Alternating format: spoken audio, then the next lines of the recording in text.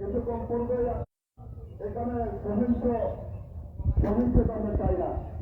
আমার নেতা doctor colonel সাহেব শুধু চন্দ্রশেখর নেতা নয়, উনি একজন জাতীয় নেতা। ওনাকে নিয়ে তুচ্ছ তাচ্ছল্য করে যদি কোনো ফেসবুক স্ট্যাটাস দেন, আপনারা আওয়ামী লীগের দোষর আমরা বিশ্বজুড়ে জানতে পারছি যে আওয়ামী লীগের দোষরেরা আওয়ামী লীগের কিছু বিদ্যমান প্রভাবশালী আপনাদেরকে পুঁজি বিনিয়োগ করে অর্থ বিনিয়োগ করে যেই সমস্যা সৃষ্টির জন্য এই বাংলাদেশের মধ্যে এই সন্ত্রাস সৃষ্টি করে চাচ্ছে। আমি বলতে চাই এই ইফতার মাহফিল থেকে আপনাদেরকে বারবার আগে অনুরোধ করছিলাম, এখন অনুরোধ করছি, যারা ফেসবুকে এলজিবিকে নিয়ে বিভিন্ন ধরনের বিভ্রান্তি কথাবার্তা ছড়াচ্ছেন এদেরকে আমরা কাউকে ছাড় দেব না। সরকারি ভাইরা আমার, আমরা সবাই চন্দন এলাকার লোক। আজকে চন্দনের যে জনক যাকে যারা কি সারা বাংলাদেশে তাকে সম্মান করে এবং সে বয়োজ্যেষ্ঠ এবং অভিজ্ঞমান প্রবীণ রাজনীতিবিদ, যাকে দিয়ে বাংলাদেশের প্রত্যেকটা মানুষ প্রত্যেকটা দলের রাজনীতিবিদ যাকে সম্মান করে আমাদের এই সন্ন্যাসী কিশোর মুসলিমাই গুলি করে কুচক্রী মহল আওয়ামী লীগের রক্তের বিনিময়ে যেগুলো তামাশা শুরু করছে ওই তামাশা বন্ধ করুন। নাহলে তামাশা যদি বন্ধ না করেন তাহলে আমরা অনেক কিছু করতে বাধ্য হবে। কিন্তু আমি বারবার বলে দিচ্ছি যাতে আমরা যাতে আপনাদের বিরুদ্ধে রক্ষী না দাঁড়াই, সেই জন্য আমি অনুরোধ করবো আমরা সবাই এক অপর পরিপূরক বিরোধী থাকা অবস্থা আমরা সবাই একসাথে আন্দোলন করেছি। আমি চাইবো না আপনাদের সাথে সংঘাতে যাওয়াতে। এরপরেও যদি আমার নেতাকে নিয়ে কোনো কথা বলতেন তাহলে এটা আমরা ছাড় দেবো না। সংগ্রামের সাথে বন্ধুগণ, আমরা যেহেতু ইফতার মাহফিলের জন্য আজকের আমি শুধু এই বলবো, আগামীতে আমার নেতা ডক্টর কর্নেল আহমদ বিক্রম 87 বছরের পদার্পণ করছে আপনারা জানেন, এবং উনি ঘোষণা করেছেন উনি আর নির্বাচন করবেন না।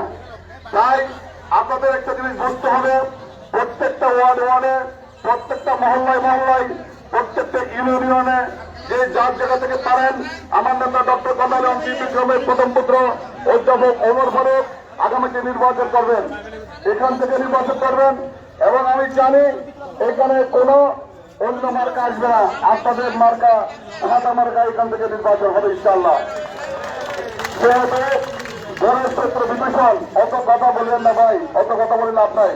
কারণ আমরা এখানে মেজরিটি পার্সেন্ট লোক আছি, আপনার উপরে নেতাকে পায়ে ধরে সালাম করে আর আপনারা এখানে তামাশা করেন, ওই তামাশা বন্ধ করেন। কারণ তামাশা যদি বন্ধ না করেন তাহলে আমরা ধরে রাখতে পারবো না। আমি শুধু বারবার একটা কথা বলি, আমার এলজিবি নেতৃবৃন্দ এখানে কর্মীবৃন্দরা যেহেতু সন্ত্রাসের ৭৭ থেকে ৮০ বছরের লোক, সেখানে যদি আপনার তামাশা শুরু করেন, যদি এই লোক যদি খেপে যায় এলজিবির লোক, তাহলে আপনাদের কি অবস্থা হবে আপনারা এটা ভেবে দেখুন। তাই আমি একটা কথা বলবো, আগামী নির্বাচনে আমার নেতা ডক্টর কর্নেল আহমদ সাহেবের প্রথম পুত্র ওমর ফারুককে আপনারা অবশ্যই আমার নেতা আগে যেভাবে আপনারা ভোট দিয়ে আমার নেতাকে নির্বাচিত করেছেন, এবার আমার নেতাকে আপনাদের সবাইকে দেখাতে হবে ৮৫% ভোট দিয়ে আমার নেতার ছেলে ওমর ফারুককে সংসদে পাঠানোর অনুরোধ আহ্বান জানিয়ে আমি আমার বক্তব্য শেষ করছি। আসসালামু আলাইকুম ওয়া রাহমাতুল্লাহি ওয়া বারাকাতুহু।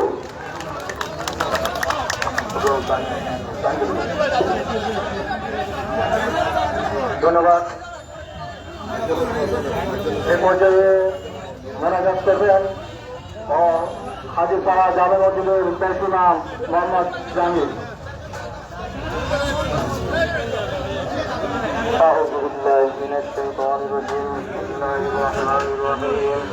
إن الله وملائكته يصلون على النبي يا أيها الذين آمنوا صلوا عليه وسلموا تسليما. صلى الله على سيدنا محمد وآله صلاة يا رسول الله عليكم سلام يا حبيب الله حبيب كبرياء.